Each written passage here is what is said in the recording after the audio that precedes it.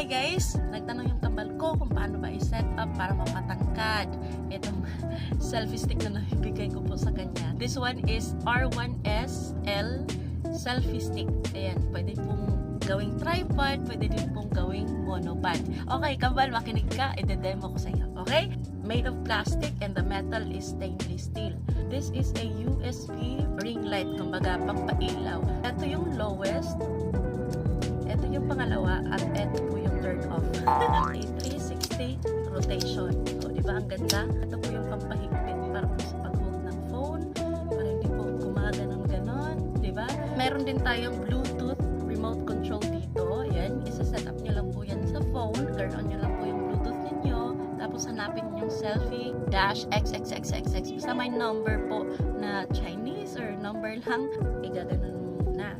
Lock mo lang, pahigpitan mo lang, oo, yan.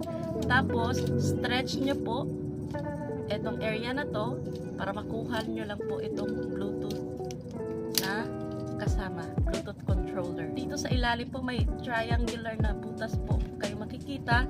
So, dito nyo po i-open, okay? Open here, ganyan. Tapos, slide down. So, ganito po yung maximum na buka ng tripod, pero pwede nyo naman pong hindi i-full buka, depende po sa kung ano po yung espasyo ng floor nyo. Paano ba pahabain? Ganito lang yan, kambal. 1, 2, 3, 4, 5. Paano po itong dito? Yan, 6. So, we have 6 layer po. So, ganito po siya katangkad. Kasing tangkad ko po, I'm 5'4". I think mga nasa 5 na lang ito, 5.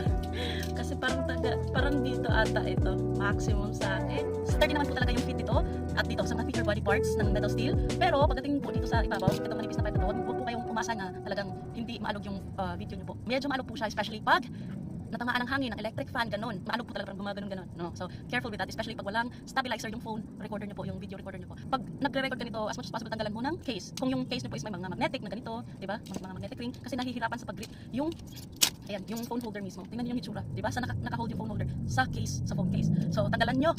At para naman gamitin as monopod itong tripod na to, ganyan lang yan, guys. I-close nyo lang po ito. Yan. Tapos, itong tatlong triangle na to, i-press mo lang, pero careful po, baka maipit yung skin nyo. Narinig nyo ba yung click? Yun po yung indication na nakalock na po siya. Yan. Ganyan lang. Pag gusto nyo pong mag-monopod. So, ayan lang, kambal. Sana nakatulong. Enjoy your new tripod. Ay, excuse me po. Sorry guys.